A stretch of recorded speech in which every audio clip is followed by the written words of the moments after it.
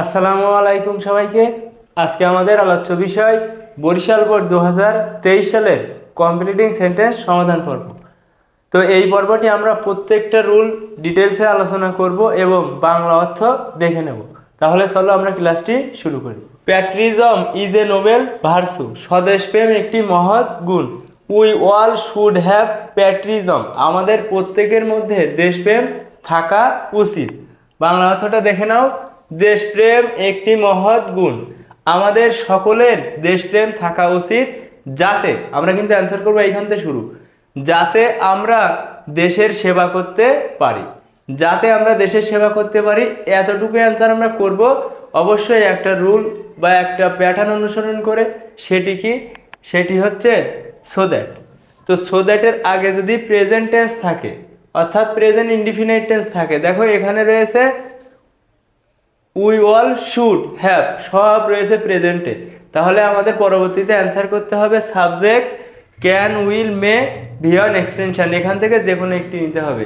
Can will মে থেকে যে কোনো একটি নিতে হবে বি অন এক্সটেনশন। তাহলে আমরা অ্যান্সার করব যাতে আমরা দেশের সেবা করতে পারি। আমাদের অ্যান্সার হবে so that we can serve the nation, যাতে আমরা দেশের সেবা করতে পারি। আমাদের টোটাল সেন্টেন্সটি হচ্ছে we all should have patriotism so that we can serve the nation. Our freedom fighters risked their lives in the war of liberation so that, আমাদের স্বাধীনতা যুদ্ধে আমাদের শহীদেরা তাদের জীবনের ঝুঁকি নিয়েছিল যাতে। সো দ্যাট মানে কি? যাতে। আগেও কিন্তু সো দ্যাটের নিয়ম থেকে আমরা অ্যান্সার করেছি, এটাও কিন্তু সো দ্যাটের নিয়ম থেকে। বাংলা অর্থটি দেখে নাও। আমাদের শহীদেরা স্বাধীনতা যুদ্ধে তাদের জীবনের ঝুঁকি নিয়েছিল যাতে তারা দেশকে স্বাধীন করতে পারত, সেজন্য তারা জীবনের ঝুঁকি নিয়েছিল। আমরা সো দ্যাটের নিয়মটা দেখে নেব। সো দ্যাটের আগে যদি পাস্ট টেন্স থাকে, অর্থাৎ পাস্ট ইনডিফিনাইট থাকে, দেখো এখানে রিস্কড অর্থাৎ V2 পাস্ট টেন্সে রয়েছে। আমাদের অ্যান্সার করতে হবে সাবজেক্ট উড কুড মাইট, যে কোনো একটি নিতে হবে বি অন এক্সটেনশন। তাহলে আমরা অ্যান্সার করতে পারি, দেখো তারা দেশকে স্বাধীন করতে পারত, এতটুকুর ইংরেজি কি হবে? They could. দেখো এখানে আমরা নেব হচ্ছে কুড, মনে রাখবে সো দ্যাটে ম্যাক্সিমাম ক্ষেত্রে সর্বোচ্চ লেভেলে ব্যবহৃত হয় ক্যান আর কুড। মাঝে মাঝে তুমি উড এবং মাইট দেখবে, কিন্তু সেটা রেয়ার, সবসময় ক্যান আর কুড। তাহলে দেখো they could liberate the country, যাতে তারা দেশকে স্বাধীন করতে পারত। আমাদের টোটাল সেন্টেন্সটি our freedom fighters risked their lives in the war of liberation so that they could liberate the country. He was not hungry at all, সে মোটেও ক্ষুধার্ত নয়। had he been hungry, যদি সে ক্ষুধার্ত থাকতো। সে মোটেও ক্ষুধার্ত নয় যদি সে ক্ষুধার্ত থাকতো। বাংলা অর্থটি দেখে নাও। তার মোটেও ক্ষুধা ছিল না, যদি সে ক্ষুধার্ত থাকতো তাহলে সে কিছু খেত, এতটুকুর ইংরেজি আমাদের করতে হবে। দেখো এটা কিন্তু থার্ড কন্ডিশনালের নিয়ম থেকে এসেছে, থার্ড কন্ডিশনালের সেকেন্ড প্যাটার্ন। তো আমাদের স্ট্রাকচারটা কি? Had subject V3 extension. আমাদের অ্যান্সার করতে হবে কি দিয়ে?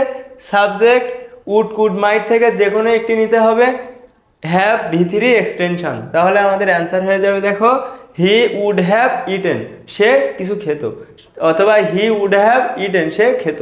তাহলে আমাদের টোটাল সেন্টেন্সটি হচ্ছে হ্যাড হি বিন হাংরি, যদি সে ক্ষুধার্ত থাকতো, হি উড হ্যাভ ইটেন, সে খেত। They continue to walk until, তারা হাঁটা চালিয়ে গিয়েছিল যতক্ষণ পর্যন্ত না তারা তাদের গন্তব্যে পৌঁছেছিল। আমরা এতটুকুর ইংরেজি করব কোন প্যাটার্নটা অনুসরণ করে? আনটিল, আনটিলের আগে যদি পাস্ট টেন্স থাকে পরেও পাস্ট টেন্স হবে, এই হচ্ছে আনটিলের নিয়ম। তাহলে আমরা বলতে পারি দে রিচড দেয়ার ডেস্টিনেশন। আমাদের টোটাল সেন্টেন্সটি কি হচ্ছে? They continue to walk until they reached their destination, তারা যতক্ষণ পর্যন্ত না তাদের গন্তব্যে পৌঁছেছিল ততক্ষণ হেঁটেছিল। She can't ride a bicycle, সে একটি বাইসাইকেলই চালাতে পারে না। লেট অ্যালোন, লেট অ্যালোন শব্দের অর্থ তো দূরের কথা। লেট অ্যালোন একটি ফ্রেজ, এই ফ্রেজটা তোমরা ওয়ার্ডস অ্যান্ড ফ্রেজের যে গ্রামারটা সেখানে কিন্তু শিখেছিলে। লেট অ্যালোন তো দূরের কথা, আগে তুলনামূলক ছোট বিষয়বস্তু থাকে, পরে তুলনামূলক বড় বিষয়বস্তু থাকে। দেখো এখানে সে সাইকেল চালাতে পারে না, মোটরসাইকেল তো দূরের কথা। সাইকেল এখানে তুলনামূলক ছোট জিনিস, মোটরসাইকেল এখানে কিন্তু তুলনামূলক বড় জিনিস। আমাদের লেট অ্যালোনের নিয়মটা কি? লেট অ্যালোনের আগে ছোট বিষয়বস্তু, পরে বড় বিষয়বস্তু। আমাদের অ্যান্সার হয়ে যাবে এ মোটর বাইক, অথবা তোমরা এ মোটরসাইকেল দিতে পারো। তাহলে আমাদের টোটাল সেন্টেন্সটি she can't ride a bicycle let alone a motorbike. সে একটি সাইকেলই চালাতে পারে না, মোটর বাইক তো দূরের কথা। Corruption is rampant in the country, অর্থাৎ দেশে দুর্নীতির দাপট বেড়েছে।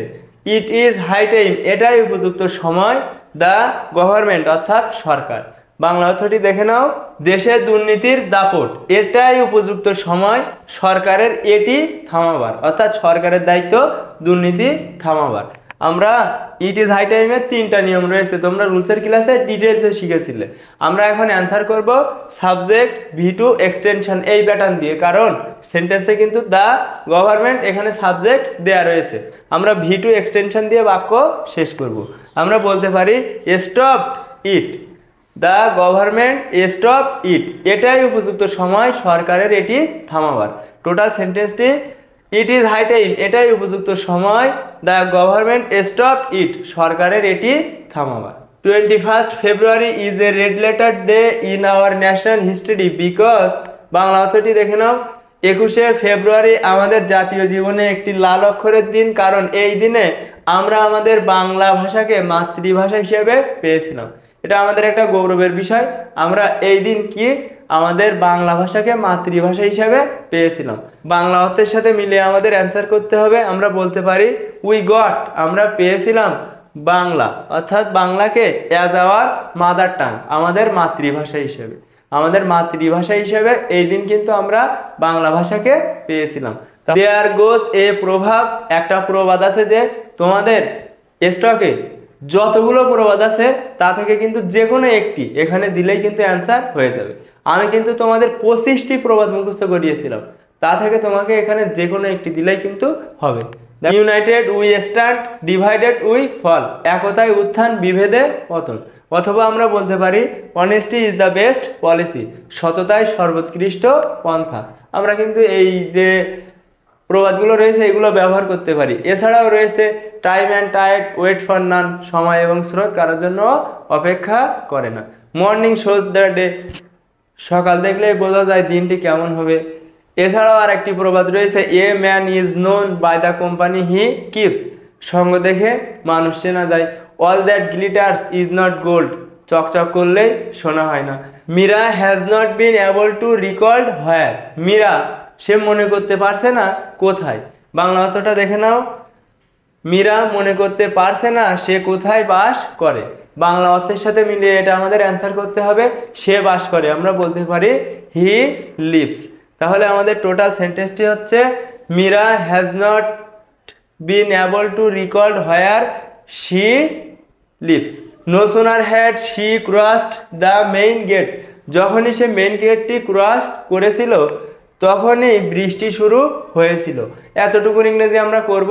নো সোনার হ্যাডের যে নিয়মটা রয়েছে সেটা থেকে এই কোয়েশ্চেনটা তোমাদের করা হয়েছিল। দেখো, নো সোনার হ্যাডের পরে সাবজেক্ট ভি3 অবজেক্ট এবং দেন দিয়ে শুরু করতে হবে, সাবজেক্ট ভি2 এক্সটেনশন, এই প্যাটার্নটা আমাদের মেনটেন করতে হবে। তাহলে আমরা অ্যান্সার করব দেন সাবজেক্ট ভি2 এক্সটেনশন এই প্যাটার্ন দিয়ে।